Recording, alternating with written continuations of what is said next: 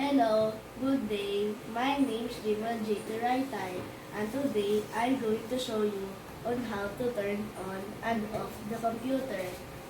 This is the power button, and that is the main power. What do you call that one? It's the CPU. And my father put the button over here. What do you call that one? This is the power button. That is the connector, Connector. power connector. Power connector. And my father put it here so I don't have to stand on the chair and press the button. Okay. And let's press the button now. So it will. It will power. The CPU now is open.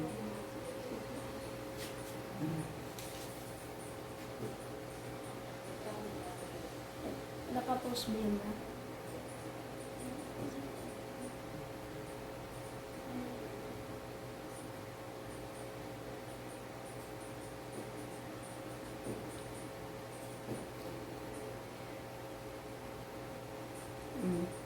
You have to wait We have until to wait.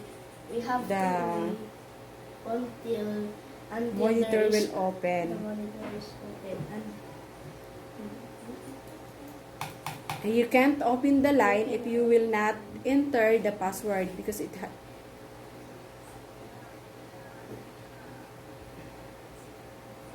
you have to log in first. Just wait. Just wait. just wait. Yeah. No. Ha? Nakalagin na siya. You have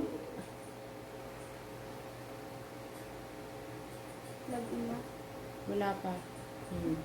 And now we are now logged in. I-X mo yan. Eh? Ayan oh. Ha? X. And now we are now logged in.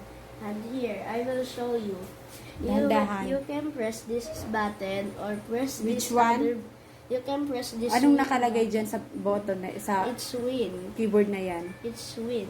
Alis mo yung hands mo. It's win. And this thing, you can open it when you press it here, like this. Laksan mo yung And boses now, mo. and now press power. And you will see a shutdown or restart button. Press shutdown. And it will off the computer. Thank you for watching. Bye.